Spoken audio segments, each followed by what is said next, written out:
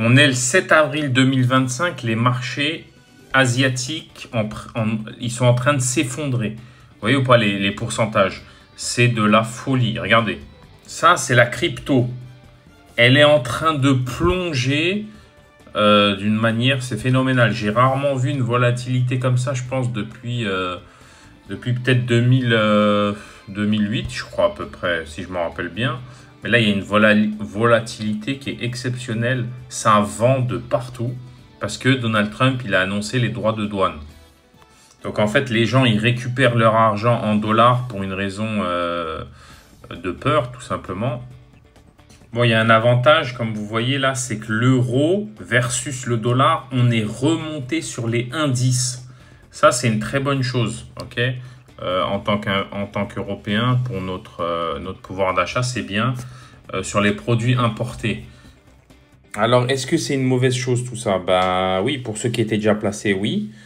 Mais ça va être le moment de recharger au niveau des investissements parce qu'au final, Donald Trump, il va pas rester 20 ans, ok?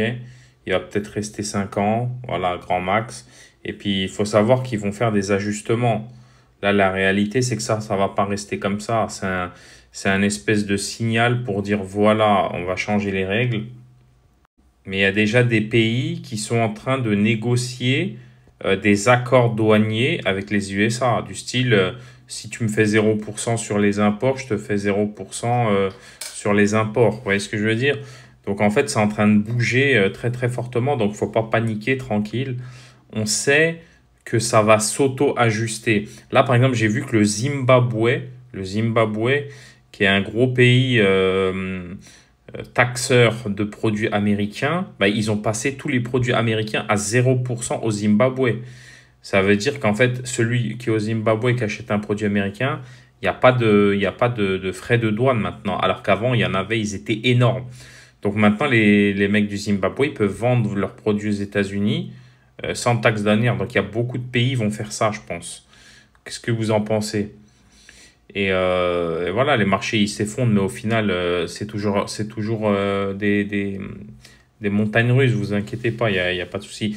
L'avantage, c'est que là, enfin, ce qui est bien, c'est que le pétrole, il a baissé. J'espère qu'il va baisser à la pompe parce que c'est, oui, j'ai envie de dire des mots méchants, mais vous savez comment ça se passe à la pompe.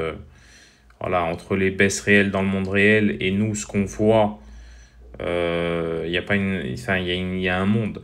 Sachant que l'euro, il est passé à 1,10, donc il a augmenté. Le baril de pétrole, il est à 60 dollars, donc il a baissé. Donc 60 dollars américains, ça fait un taux de change de 1,10, ça fait 1,55. 1,55, 1,50, ça fait 1,54 plutôt.